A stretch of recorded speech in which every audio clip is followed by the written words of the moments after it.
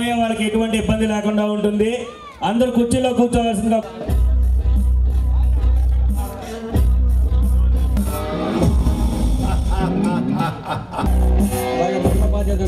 గారికి కూడా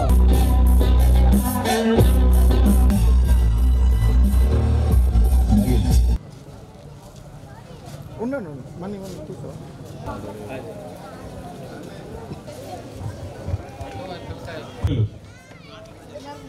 నల్లూరి వెంకట మోహన్ రావు గారు, అలాగే వీళ్ళందరూ ఒకసారి స్టేజీ మీదకి వస్తే కార్యక్రమం మొదలు పెడదాం.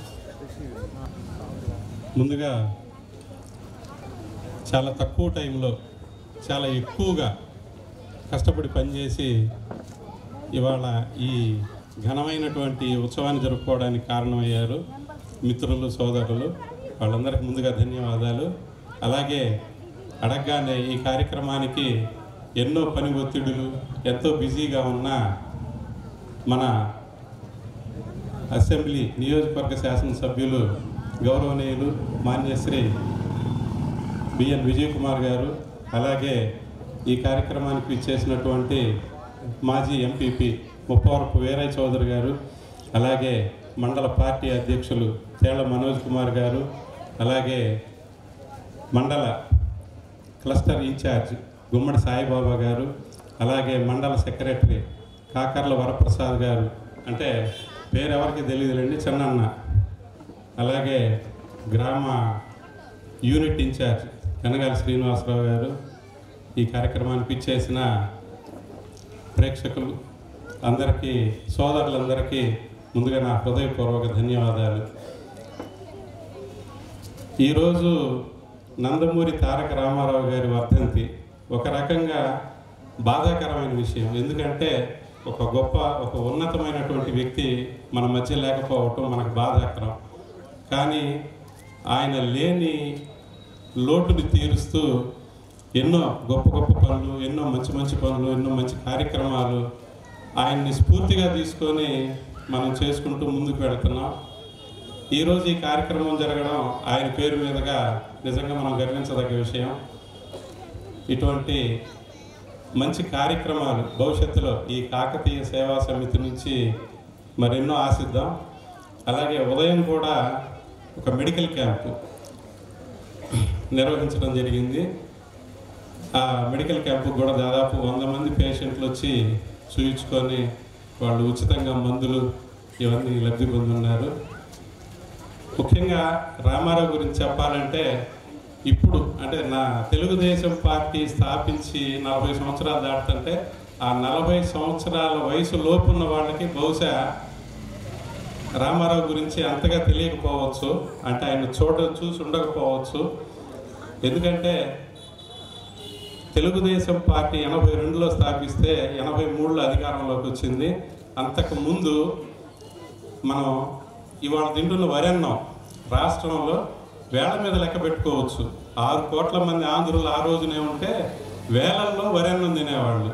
అలాంటిది నందమూరి తారక రామారావు గారు ముఖ్యమంత్రి అయిన తర్వాత ఆయన రాష్ట్రం మొత్తం అధికారంలోకి రాకముందు పర్యటించి ఎక్కడ ఏం జరిగింది ఏంది అని తెలుసుకొని 2 రూపాయలకే కిలో బియ్యాన్ని ఇచ్చి ఈ రాష్ట్రానికి, ఈ దేశానికి ఆదర్శవంతమయ్యాడు. రాష్ట్ర ప్రజలకి దేవుడయ్యాడు. ఆ రోజున ఆయన పెట్టిన ఈ 2 రూపాయల కిలో బియ్యం పథకమే ప్రతి పేదవాడు ఈ వరి అన్నం తినడానికి కారణమైంది. ఈ రోజున వరి సాగుకి ఇంత డిమాండ్ రావడానికి కూడా కారణమైంది. ఇదొక్కటే మనం ముఖ్యంగా చెప్పుకోవాల్సింది. అయితే ఆయన హయాంలో ఎన్నో అభివృద్ధి పనులు జరిగినాయి. మామూలుగా మనం ఏదైనా చెప్పుకోవాలంటే చరిత్రని క్రీస్తు పూర్వము క్రీస్తు శకం అని చెప్పుకుంటాం. మన ఆంధ్రప్రదేశ్కి మాత్రం 82 అంటే రామారావు పరిపాలనకి ముందు, రామారావు పరిపాలన తరువాత అనే దాన్ని మనం బేరీజు వేసుకోవచ్చు.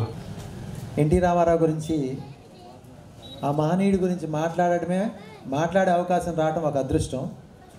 ఆయన పెట్టిన పార్టీలో ఉండటం ఇంకా గొప్ప అదృష్టం. ఇప్పుడే మన చంద్రబాబు మాట్లాడితే చెప్పాడు, 40 సంవత్సరాలు అయింది పార్టీ పెట్టి. 40 సంవత్సరాలకు ముందు అంటే 40 సంవత్సరాల వయసు లోపు ఉన్న వాళ్ళు చాలామందికి ఎన్టీ రామారావు గారు తెలిసి ఉండకపోవచ్చు అని. ఎన్టీ రామారావు గారు ఉన్నప్పుడు ఇందిరాగాంధీనే ఆయన నిలువెత్తు కటౌట్ చూసి ఈయన రాముడు కృష్ణుడు అంటే కాదమ్మా ఈయన ఎన్టీ రామారావు అని చెప్పాల్సిన పరిస్థితి. అంటే మనిషి రూపేణా దేవుడు, మనిషి లాగా కనిపించే ఒక దేవుడు ఎన్టీఆర్. దేవుడు అంటే ఏదో నేను ఈ పార్టీలో ఉన్నాను కాబట్టి, ఈ పార్టీ లీడర్ని కాబట్టి ఆయన మీద అభిమానంతో పొగుడుతున్నాను అనుకోమాకండి. నిజంగా దేవుడే. ఎందుకంటే ఇప్పుడే ఆ పాప మాట్లాడుతూ కొన్ని విషయాలు చెప్పింది. అంటే ఆ అమ్మాయికి చిన్న పాప కదా, ఎక్స్ప్రెషన్లో కొంచెం ఎన్టీ రామారావు వచ్చే నాటికి భారతదేశంలో సంక్షేమం అంటే ఏందో తెలియదు అసలు. సంక్షేమం అంటే 4 తాటాకులు 2 బొంగులే తెలుసు.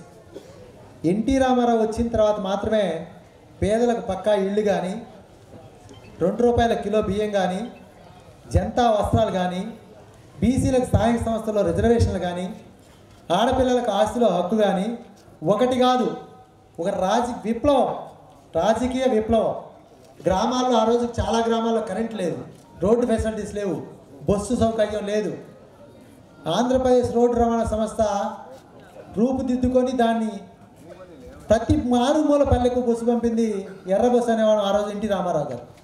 అంటే కాలక్రమేణా ఇప్పుడు వస్తువులు పెరిగిన తర్వాత దాని విలువ మనకు తెలియకపోవచ్చు, కానీ ఆ రోజుల్లో ఈ ఆటోలు లేకపోతే ఇన్ని మోటార్ సైకిళ్ళు ఇన్ని కార్లు లేవు. ఒకటి కాదు ప్రతి విషయంలో కూడా ఎన్టీ రామారావు వచ్చిన తర్వాత ఆంధ్రప్రదేశ్ ముఖ చిత్రమే మారిపోయింది. ఇది మన చంద్రబాబు చెప్పినట్టు 40 సంవత్సరాలు వయసు పైన వాళ్ళకి, లేకపోతే ఎన్టీ రామారావు తెలుగుదేశం పార్టీ పెట్టక ముందు పరిస్థితుల మీద అవగాహన ఉన్న వాళ్ళకి మాత్రమే దీని గురించి తెలిసిద్ది. ఇప్పుడున్న యువతకి చాలామందికి ఇప్పుడంటే ఫెసిలిటీస్ చాలా పెరిగిపోయినాయి కాబట్టి ఆ రోజు ఏ పరిస్థితిలో ఉన్నారు, ఆ రోజు ఆంధ్రప్రదేశ్ ఎలా ఉంది, ఎన్టీ రామారావు రావడం వల్ల ఈ సమాజం ఎలా మారిందనేది తెలిసి ఉండకపోవచ్చు.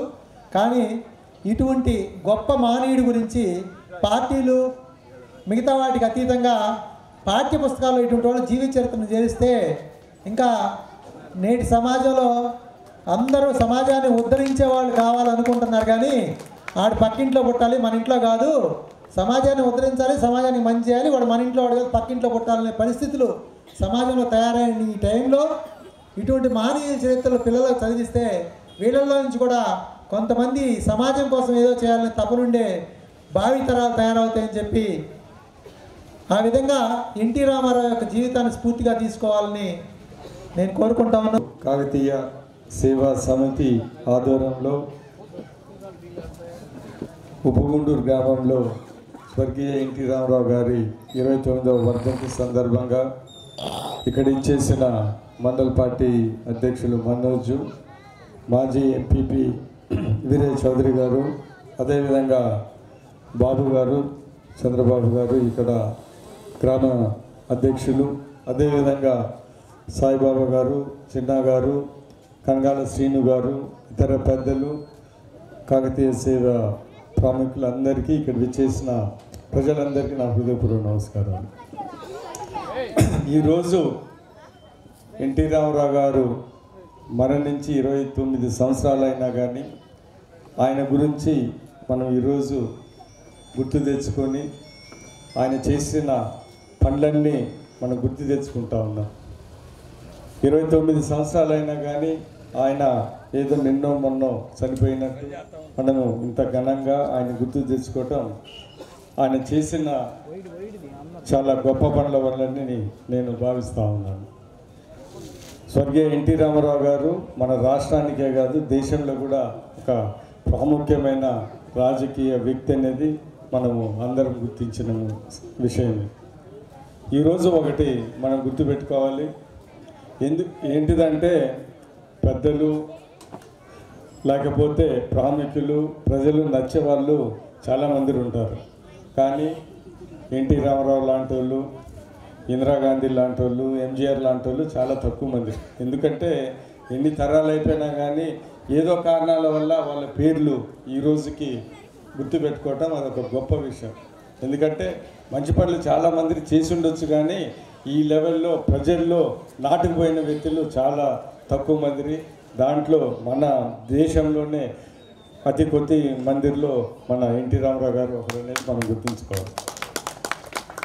ఈరోజు ఆ రోజు పరిస్థితులు అంటే ఇందాక చెప్పిన క్రీస్తు ముందల క్రీస్తు తర్వాత బీసీఏడి అన్నట్టు మన ఆంధ్ర రాష్ట్రంలో రాజకీయ విషయానికి వస్తే ఎన్టీ రామారావు గారి ముందు, ఎన్టీ రామారావు గారి తర్వాత, లేకపోతే తెలుగుదేశం ముందు, తెలుగుదేశం తర్వాత అనేది మనము ఖచ్చితంగా అనుకోవాలి. ఆయన ఒక నటుడిగా మంచి పేరు తెచ్చుకొని అదేవిధంగా మంచి డబ్బులు సంపాదించిన సమయంలో ప్రజలు నన్ను ఇంత ఆదరించారు నటుడుగా అని ఆ రోజు రాజకీయాల్లో చేరి ఏదో ఒకటి మన ఆంధ్రప్రదేశ్కి ఏదో ఒకటి చేయాలనే ఉద్దేశంతో ఆయన వచ్చి అతి తక్కువ సమయంలో అంటే 9 నెలల్లో అదొక ప్రపంచ రికార్డు. ఆయన తెలుగుదేశం పార్టీని స్థాపించి ముఖ్యమంత్రి ఆయన విషయం మనం గమనించాలి. ఆయన వచ్చిన వెంటనే అనేక మంచి పనులు చేశాడు. ఇవన్నీ మనం గుర్తుపెట్టుకోవాలి. ఒకటేంటిదంటే రాజకీయంగా ప్రతి ఇంటికి, ప్రతి గడపకి రాజకీయం తొక్కే విధంగా ఆయన చేసిన విషయం. ఇంతకుముందు ఏంటంటే రాజకీయం అంటే ఊరికి ఒకళ్ళు ఇద్దరు ఉంటారు, వాళ్ళు ఏదో చెప్తూ ఉంటారు, ప్రజలు ఓటేస్తూ ఉంటారు. ఎన్టీ రామారావు గారు వచ్చిన తర్వాత ప్రతి ఇంట్లోనే రాజకీయం, ప్రతి చెట్టు కిందనే రాజకీయం అనే విషయం మనం ఈరోజు గుర్తించాలి.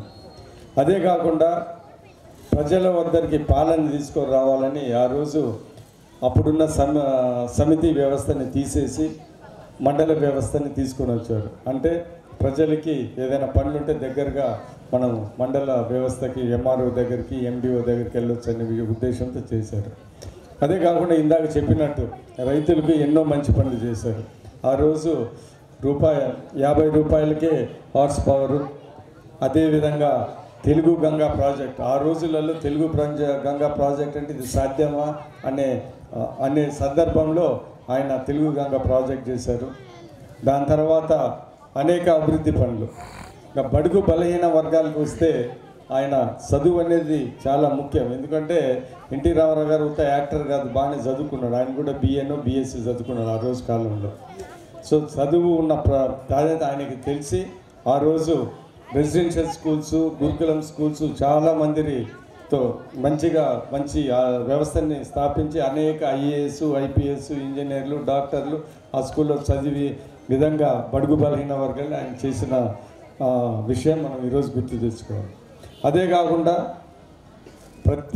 ఎవరికైనా కానీ ఒక ఇల్లు ఉండాలా, తిండి ఉండాలనేది అది బేసిక్ నెసెసిటీ అంటారు. ఈరోజు ఆ రోజులలో ఎప్పుడైనా పండగలు ఆ రోజులలో తెల్లన్నం అనేవారు. ఇప్పుడు ఎన్టీ రామారావు గారు వచ్చిన తర్వాత ₹2 బియ్యం పెట్టి ప్రతిరోజు తెల్లన్నము పండగ రోజే చేసిన విషయం మనం గుర్తుపెట్టుకోవాలి. అంటే అది ఒక ప్రజల కోసం, బడుగు బలహీన వర్గం ఒక మంచి ఆలోచన. అదే కాకుండా ఎవరికైనా కానీ గృహాలు అనేది ఇంపార్టెంట్. పక్కా ఇల్లు, మాకు ఒక ఇల్లు, ఫ్యామిలీ ఉంటే మాకు ఇల్లు ఉండాలనేది ప్రతి ఆంధ్రుడి ఆశ. ఇది ఆ రోజు ఇళ్ల స్థలాలు ఇచ్చేవాళ్ళు, గుడిసెళ్ళు ఇచ్చేవాళ్ళు.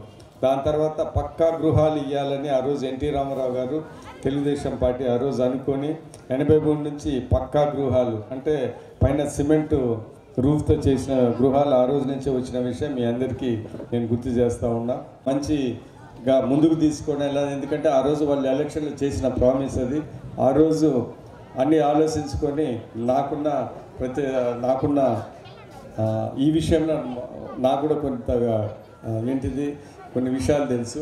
సో ఆ రోజు మా ఫాదరు దానం గారు అప్పుడు IAS ఆఫీసరు, ఈ హౌసింగ్ ప్రోగ్రామ్కి, వీకర్ సెక్షన్ పక్కా హౌసింగ్ ప్రోగ్రామ్కి ఆ రోజు ఫస్ట్ తెలుగుదేశం పార్టీలో MD housing weaker section commissioner and director ఆ రోజు చేశారు.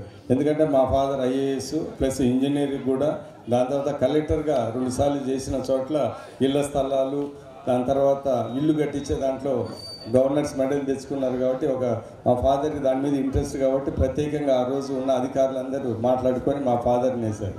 అది వేసిన తర్వాత ఒక 9 ఏళ్ళు 8 ఏళ్ళు ఈ హౌసింగ్లోనే చేశారు.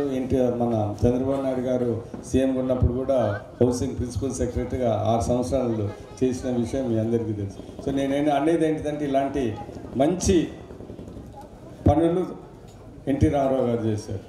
ఆయన ఏంటిదంటే అభివృద్ధి, సంక్షేమము ఆయనది ఒక ఎర్ర. అంటే ఏదో రాజులు అంటే అలెగ్జాండర్ ది గ్రేట్ అంటారు, అలాంటివి అంటే ఏదో ఒక 2-3 మంది ఉంటారు. అందరు రాజులు, చాలామంది రాజులు ఉంటారు. కానీ ప్రజలు గుర్తించేది వాళ్ళ మనసులో నిలబడేది కొంతమంది. దాంట్లో మన ఎన్టీ రామారావు గారు అనేది మనం గుర్తుపెట్టుకోవాలి. సో ఏది ఏమైనా కానీ మనం చూసాము, పెద్ద పెద్ద వ్యవస్థలు ఒకరు చనిపోయిన తర్వాత వ్యవస్థలన్నీ కూలిపోతాయి.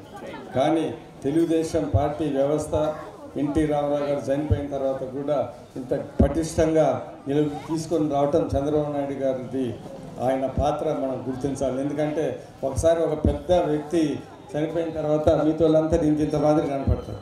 అయినా కానీ ఆయన మంచి ప్రతిష్టంగా తీసుకొని వచ్చి పార్టీ నిలబెట్టిందంటే చంద్రబాబు నాయుడు గారిని కూడా ఆయన ఎన్టీ రామారావు గారి ఉద్దేశాలని అవన్నీ ముందుకు తీసుకెళ్ళాలంటే ఆయన కృషి కూడా మనం అందరం గుర్తుపెట్టుకోవాలి. ఈరోజు ఆంధ్ర రాష్ట్రంలో ఎన్నో ఇబ్బందులు ఉన్నా కానీ ఆర్థిక ఇబ్బందులు, ఈరోజు మంచి అభివృద్ధి సంక్షేమ కార్యక్రమాలు వస్తున్నాయి, కొన్ని వచ్చాయి, ఇంకా రాబోతున్నాయి. ఆ ఆశ, ఆ సమర్థత చంద్రబాబు నాయుడు గారికి ఉందని ఈరోజు ప్రతి ఒక్కరు గుర్తిస్తున్న విషయం మనందరికీ తెలుసు. ఎన్టీఆర్ గారి తర్వాత చంద్రబాబు నాయుడు గారిని ఎలా గుర్తుపెట్టుకుంటామో, చంద్రబాబు నాయుడు గారి తర్వాత మన సంతనోదపల్లి కాన్స్టిట్యున్సీలో మన విజయ్ కుమార్ గారు కూడా 30 ఏళ్ళ తర్వాత మనం అలాగే గుర్తుపెట్టుకుంటూ ఉంటాం. ఎందుకంటే ప్రతి గ్రామంలో ఆయన వేసిన శిలాఫలకాలు, ఆయన ఓపెనింగ్ చేసిన సిమెంట్ రోడ్లు కానీ సీసీ రోడ్లు కానీ ఏ కార్యక్రమం అయినా మరో 50 ఏళ్ళ తర్వాత అయినా ఆ శిలాఫలకాలు అక్కడే ఉంటాయి. మనం ఎప్పుడైనా విజయ్ కుమార్ గారిని గుర్తు చేసుకుంటాం. ఇలాగే మా కాన్స్టిట్యున్సీ మీరు ఇంకా ఎంతో డెవలప్ చేయాలని కోరుకుంటూ మా కాకతీయ సేవా సమితి తరఫున మా విన్నపాన్ని మన్నించి మీరు మా గ్రామానికి ఇచ్చేందుకు మీకు హృదయపూర్వక కృతజ్ఞతలు అండి. అలాగే పొట్టేళ్ళ పందాల్లో ఉప్పుటూరు పోలేరమ్మ ఉప్పుటూరు వాళ్ళు డయాస్ దగ్గర రావాలండి. అలాగే ఈ ప్రైజ్ స్పాన్సర్డ్ గోగినేని చంద్రశేఖర్, పావులూరు రామకృష్ణ, బెల్లం రంజిత్ కుమార్, జాలాది ప్రసాద్ గారు 40,000 వీళ్ళు కూడా రావాలి.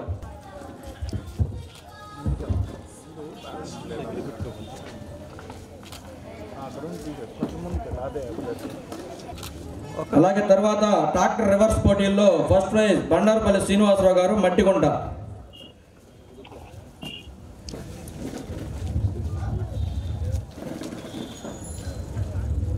చూడండి ఒకసారి. ఈ ప్రైజ్ స్పాన్సర్డ్ కొల్లా శ్రీనివాసరావు గారు, కేసర్ సార్ని డయాస్ మీద రావాలని కోరుతున్నాం. రావాలండి.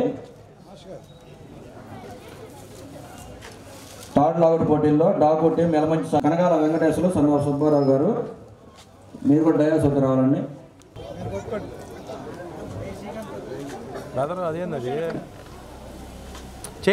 పొట్టేళ్ళు బలప్రదర్శన 2వ ప్రైజు మధ్యసాని సుబ్బారావు గారు.